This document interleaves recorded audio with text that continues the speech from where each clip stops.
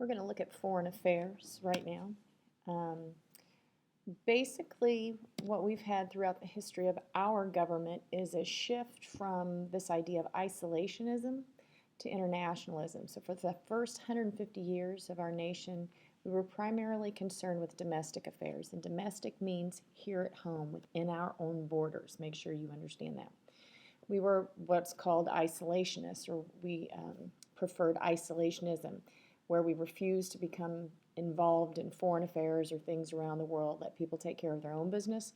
We'll take care of our business here. And we still have people who think that this is important, that they would rather not get involved militarily or, you know, diplomatically in other people's business.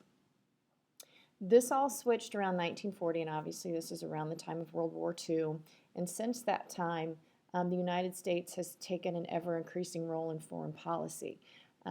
We realized that we cannot live in isolation, and these people who have this philosophy are known as internationalists, or this philosophy is an internationalist philosophy. And it all kind of revolves around the fact that, you know, we can get from one place in the world to another very quickly. We have instantaneous communication. There's economic interdependence throughout the world. We truly live in a global community. So if another country is suffering, or something goes on in the Middle East, or something goes on in Asia, or any of these other countries, it truly does affect us here. So we cannot live in isolation without it actually affecting us if something takes place in another part of the world.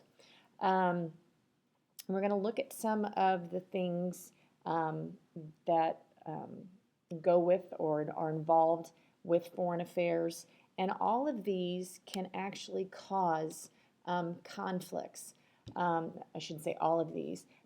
Treaties, alliances, international trade, defense budget, economic and military aid, the United Nations, nuclear weapons testing, disarmament negotiations. That's where you try to get rid of your weapons that you have as a country.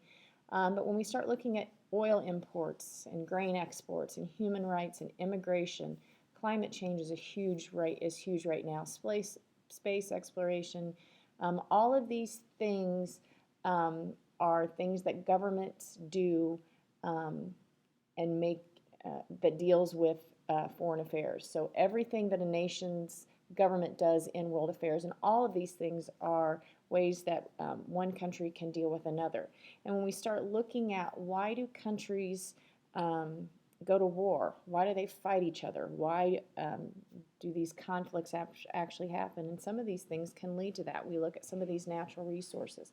Water is going to be huge. I've read several different places where water is really going to be the cause of some wars. You've got countries that just don't have any. And so when we start looking at oil, a lot of people say that the reason we fought the Gulf War was over oil. So natural resources is a big contributing factor to why we go to war with other people. Ideology, when we look at the Cold War during that period of time where the United States and the Soviet Union were not necessarily at war, but there was always a fear that we were going to go to war, and that was truly over communism versus democracy. And then we look today with the religious wars, the Middle East, and their goal to get rid of anyone who does not believe the same way that they do. All of these contribute to reasons why countries go to war. Main goals of foreign policy, the first one is to protect America and Americans, support economic growth and human rights around the world, and to increase support for American values like democracy and freedom. We'll look at the president's role in foreign policy. The president is the chief diplomat and commander-in-chief. So constitutionally and traditionally, the president bears the major responsibility of making and conducting foreign policy. But the president must work with Congress to carry out all those responses. So anything the president wants to do, there's usually some sort of check on that by Congress. And I just kind of want to add something here and make sure that you get in your notes. There have been the judicial branch does play a role in foreign policy, and it's really almost more important than Congress's role. The president is the commander in chief, but when we look at the things that Congress does, they're the ones that are responsible for declaring war, and they're responsible for, at least the Senate is, ratifying treaties. So make sure that you understand that the judicial branch has ruled that of those two, the president's responsibility as commander in chief carries more weight than Congress's role. And so Congress can try to get involved and can try and stop the president from doing some stuff, but it typically doesn't work out very well for Congress. But when you start looking at people who challenge the president in the court system, once the court rules on something, it is law and the president can't go against it. There is no wiggle room like there is with Congress. So the president is the commander in chief. He is responsible for foreign policy. Congress gets involved, but like I said, there is some wiggle room in there. But once the courts get involved and someone tries to challenge something or someone does challenge something and it gets through the courts and all the way to the Supreme Court, once the Supreme Court rules on something, the president has no choice but to listen to the courts. The department that is responsible for dealing with foreign policy is the State Department, and that's headed by the Secretary of State. That's John Kerry right now. So the Secretary of State is the right arm in foreign policy. This person is appointed by the President and confirmed by the Senate. It is the first among cabinet members, the first established cabinet position. And then even under the Articles of Confederation, there was a Department of Foreign Affairs. And Thomas Jefferson was the first Secretary of State. Foreign aid, basically that is what we use to help or assist the help or the assistance we give to other countries, usually through our Department of State, through the State Department. And the main goal of foreign aid is to create friendships and to foster trading partners. So we can give aid economically, we can give them money, we can give it to them militarily, we can send soldiers to different countries when there's been a disaster, and then we can also give them advice on how to create democracies. Next is military. Our country's troops, led by the President as Commander-in-Chief, and the main goal here is to prevent war and to protect the United States. And we have the Department of Defense here. You have the Army, the Navy, the Air Force, and the Marines. And then we have treaties, and a treaty is just a formal agreement between countries, and they are laws. They have to be followed. The President is responsible for negotiating and signing treaties, but all treaties must be approved by 2/3 of the Senate. And then we have a few tools, I guess, that the President can use for foreign policy, and the first one is diplomacy. And that's dealing with other countries through negotiations and discussions. And a lot of times you'll see foreign leaders come over and you'll see them having their picture taken with the president, and then eventually they'll go behind the scenes and do some negotiations. You can have diplomacy working unilaterally, bilaterally, and multilaterally. And if you look at the root of these, UNI, BI, and MULTI, if we negotiate unilaterally, it's us by ourselves dealing with a foreign country. Bilaterally is if we get another country involved and there's two of us who are negotiating with this other country. And then multilateral, which is usually a good idea, is to have more than two, or you have several countries going in and dealing diplomatically. The more countries that you can get on board, the better. So like when we're looking at Iran and their development of nuclear weapons. It's better if we get a bunch of countries looking at Iran and saying, okay, we want to talk about this. We want to work this out diplomatically to kind of put some pressure on them.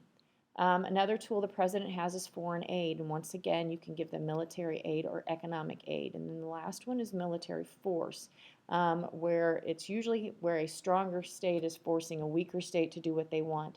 And then there is this idea of deterrence. We saw this during the Cold War with the United States and the Soviet Union. And you have this major buildup of your military, so it's probably not a good idea. If you attack them, they are going to attack you back, and it's probably not going to work out very well for you. Just want to focus a little bit on sanctions. A sanction is a penalty or other means of enforcement.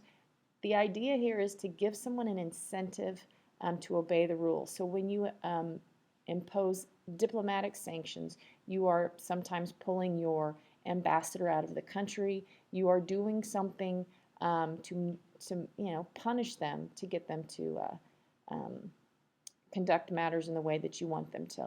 Military sanctions, once again, you're going in with your military, and then economic sanctions, we use this a lot, where you pull the aid that you've given them and try and affect them economically.